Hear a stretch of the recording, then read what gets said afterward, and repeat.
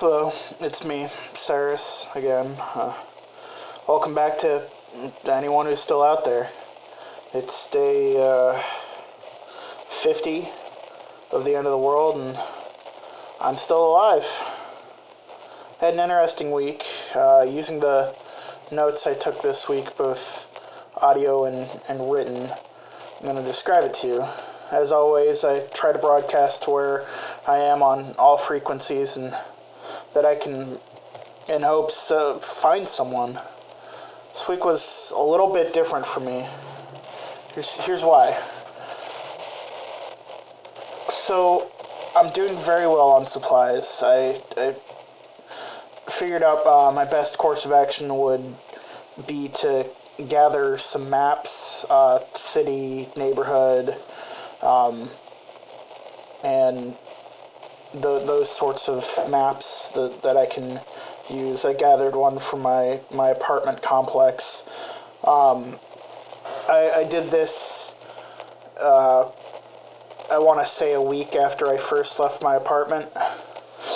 I figured it would be the smartest move.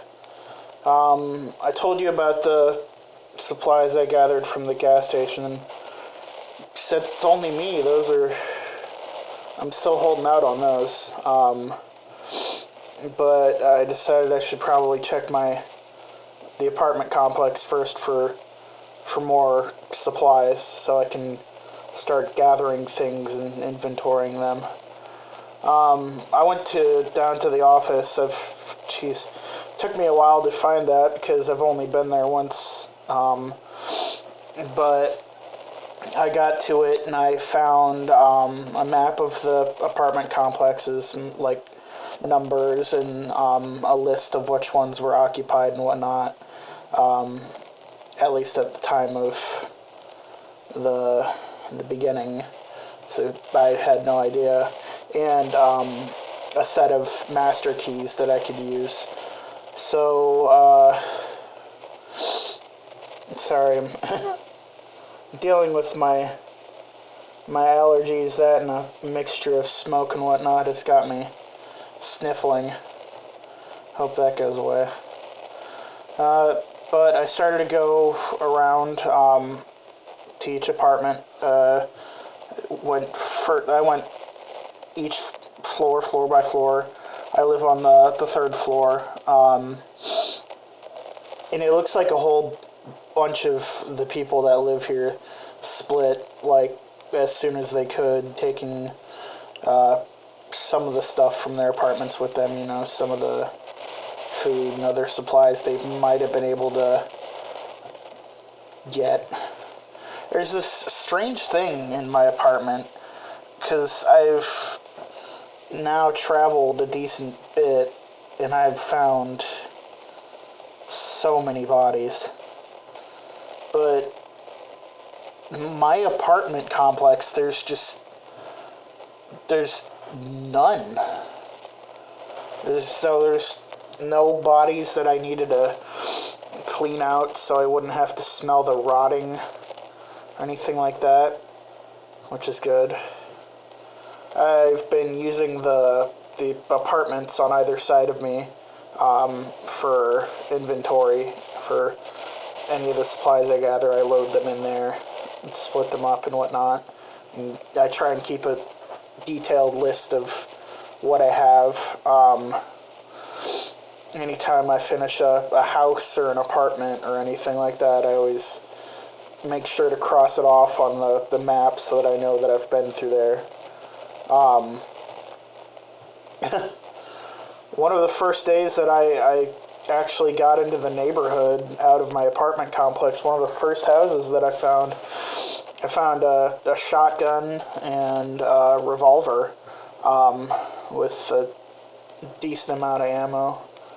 Maybe the person that lived there was a member of the NRA or a veteran or something like that.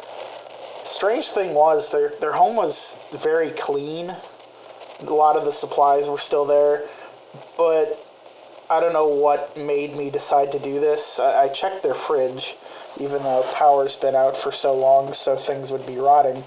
Their fridge was cleaned out, so that told me, hey, maybe they went on vacation before everything started, and they just never got home. Another thing, when I was out searching, I found something that was pretty interesting, and I know it's going to help me in the long run. It's a tape recorder, a micro cassette recorder to be specific. I know this because I used one of them. I used to use one of them for recording ideas, and I used one in college to take notes during classes because I was always really bad at taking handwritten notes. Sadly, mine broke, but I had some of the stuff from when I still used to have one, the player, and I have some tapes, so I can use that. I use that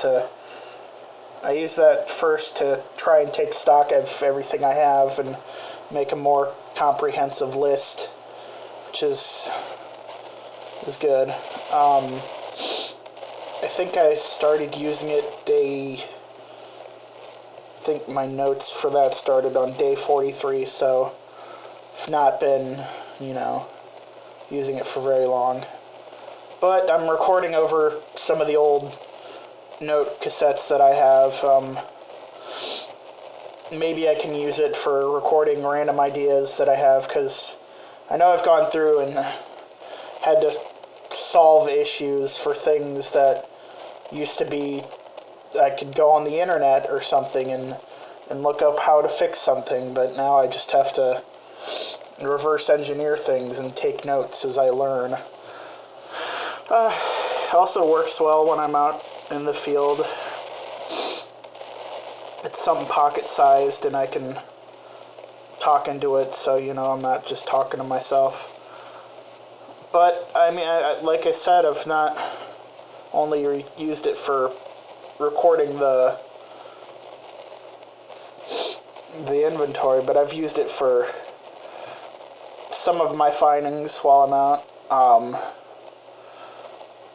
I'm lucky. I haven't had to kill many of the dead.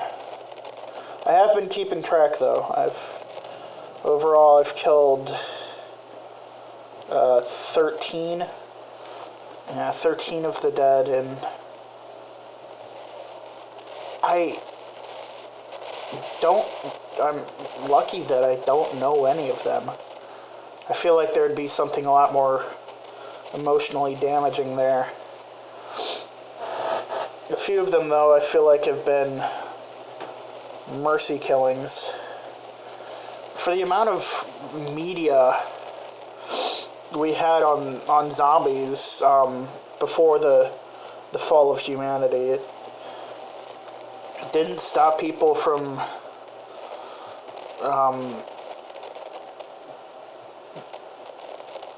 how do I best say this?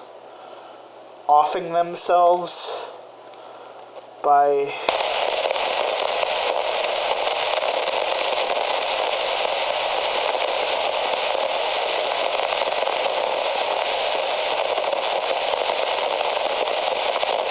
none of them, all of those who did it turned.